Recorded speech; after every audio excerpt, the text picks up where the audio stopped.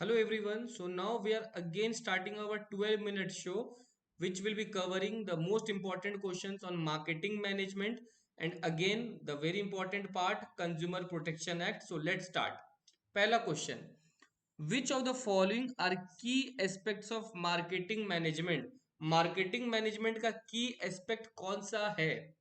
Focus on customer need and wants, providing customer satisfaction, creating demand of the product or service, all of the above. Well marketing management का focus सब पे रहता है, customer needs हो, customer satisfaction हो, demand बढ़ाना हो, everything. So the correct answer is all the above, right. Next, इसमें से कौन सा स्टेटमेंट सही है, विच इज करेक्ट? पहला, marketing is a part of selling activity. The answer is wrong. Marketing कभी सेलिंग का पार्ट नहीं हो सकता, because selling he narrow concept है, तो ये तो गलत है. Selling is a part of marketing activity, जी हाँ, ये ऑप्शन बिल्कुल सही है. सेलिंग एक मार्केटिंग का हिस्सा है, राइट. और दोनों सेम तो है नहीं, तो इसलिए the correct answer is B, selling is a part of marketing activity. Next, dash concept is based on the companies जिनको फोकस करना है गुड्स का क्वालिटी बढ़ाने में. Marketing concept, production concept, product concept, selling concept. जब आपको quality बढ़ाना हो तो आप फोकस किस पे करते हो? Well the correct answer is product concept. ध्यान रखो, प्रोडक्ट का फोकस होता है क्वालिटी बढ़ाने पे, प्रोडक्शन का जो फोकस होता है वो होता है कॉस्ट को कम करने पे, मार्केटिंग का कंसेप्ट होता है बेटा कस्टमर का सेटिस्फेक्शन, राइट. एंड सेलिंग का कंसेप्ट होता है बस सेल करो और प्रॉफिट अर्न करो. ठीक है, चलो next. Dash is the process of classification of product into different groups on the basis of some of its important characteristics. जब हम लोग प्रोडक्ट को उनके कैरेक्टरिस्टिक्स के बेसिस पे डिवाइड कर देते हैं तो उसको क्या बोलते हैं? ग्रेडिंग, पैकेजिंग, स्टैंडर्डाइजेशन या branding. Well the correct answer is sir A, grading. Okay, next. Nopar limited एक कंपनी है जो अपने प्रोडक्ट को ऑनलाइन सेल करता है. तो क्वेश्चन पूछ रहा है, अगर वो ऑनलाइन सेल कर रहा है तो वो कौन सा चैनल और डिस्ट्रीब्यूशन यूज कर रहा है? Zero level, one level, two level, three level. देखो बेटा, जब डायरेक्ट प्रोडक्ट मैन्युफैक्चर से कंज्यूमर में जा रहा है, जैसे ऑनलाइन इस केस में, तो इसका मतलब बीच में कोई नहीं है, यस और नो, तो इसको बोलते हैं बेटा जीरो लेवल. क्या बोलते हैं? Zero level. तो इसका आंसर क्या है? Zero level. बट अगर बीच में कोई एक आदमी हो, मान लो होलसेलर या खाली रिटेलर, तो उसको बोलते हैं वन लेवल. जब बीच में दो आदमी हो तो उसको बोलते हैं होलसेलर और रिटेलर, टू लेवल. और जब बीच में कोई एजेंट भी आ जाए तो उसको बोलते हैं थ्री लेवल. ओके, चलो इसमें होगा zero level.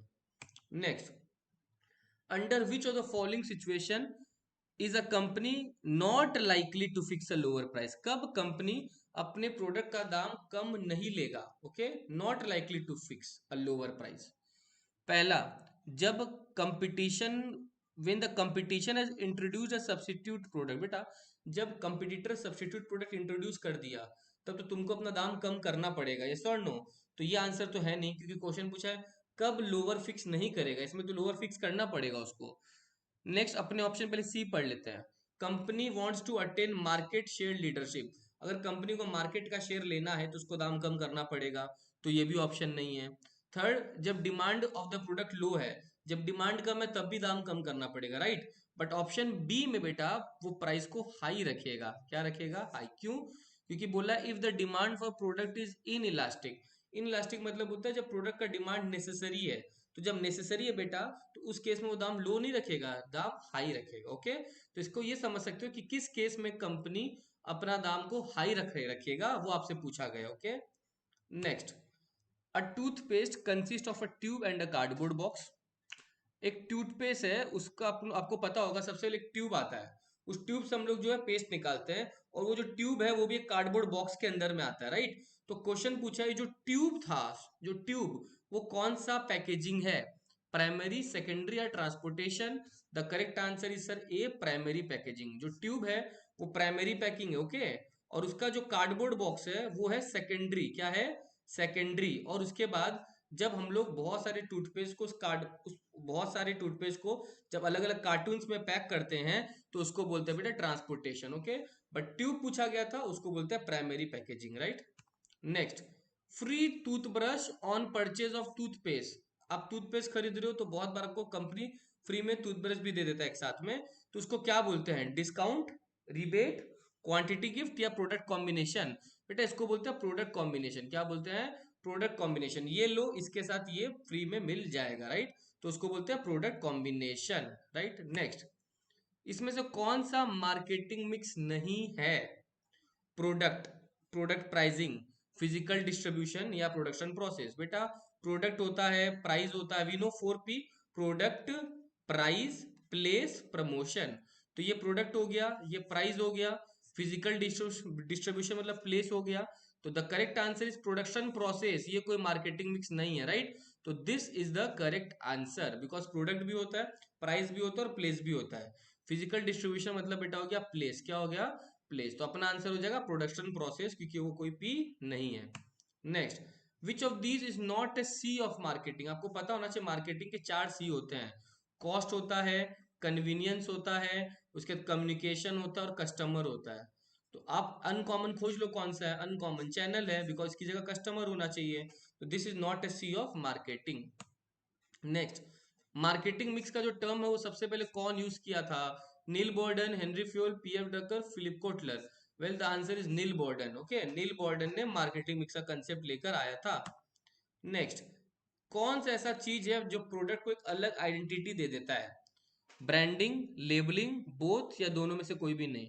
Well the correct answer is branding. हम लोग जब कोई ब्रांडेड कपड़ा पहनते हैं बेटा, तो प्रोडक्ट को एक नया पहचान मिलता है, राइट? एक कहावत है, we don't pay for the product but we pay for the brand, right? Next, clothes are example of which product? Convenience product, shopping product, speciality product या नन ऑफ द अबव? क्या होगा? Well बेटा मैं बता देता हूँ, जो convenience product होता है ना, वो हम लोग बहुत ज्यादा यूज करते हैं, जैसे टूथपेस्ट हो गया, शैम्पू हो गया, ठीक है, सोप हो गया, ये सब। जो शॉपिंग प्रोडक्ट होता है वो सब हो गया बेटा क्लोथ्स, टीवी, ये सब, ओके? और स्पेशलिटी हो गया बेटा बहुत महंगा, जैसे ज्वेलरी, जैसे लग्जरियस गाड़ी, ओके, कार। तो अपना आंसर क्लोथ्स है ना, तो क्लोथ्स हो जाएगा शॉपिंग प्रोडक्ट। क्या हो जाएगा? Shopping product. Clear? Next, now consumer protection right पे सवाल है, कंज्यूमर प्रोटेक्शन एक्ट पे। वर्ल्ड कंज्यूमर राइट डे कब मनाया जाता है? 5 जून, 15 मार्च, 9 नवंबर, 1 जनवरी? Well the correct answer is 15 March. इस डेट को याद रख लो। Next, president of national commission को अपॉइंट कौन करता है? State government, central government, supreme court, governor? The correct answer is central government. ध्यान रखना, अगर इसकी जगह स्टेट कमीशन आता तब स्टेट गवर्नमेंट आंसर होता, बट अभी आपको नेशनल पूछा जा रहा है, तो इसका आंसर होगा बेटा सेंट्रल गवर्नमेंट। क्या होगा? Central government. Next, standardized mark on jewellery, jewellery पे जो मार्क होता है उसको क्या बोलते हैं बेटा? ISI, Agmark, FPO, hallmark? Well the correct answer is hallmark. Jewellery जब भी खरीदो तो हॉलमार्क जरूर से देख लो, ठीक है? एगमार्क होता है बेटा एग्रीकल्चर के लिए, किसके लिए? और इलेक्ट्रिकल अप्लायंसेस के लिए होता है ISI, okay? Next, an appeal against the order of state commission can be file to the national commission within how many days?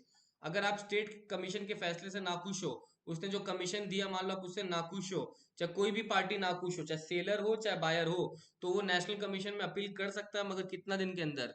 30, 45, 60 या 90? Well the correct answer is sir 30 days. 30 days का time मिलता है हर level पे।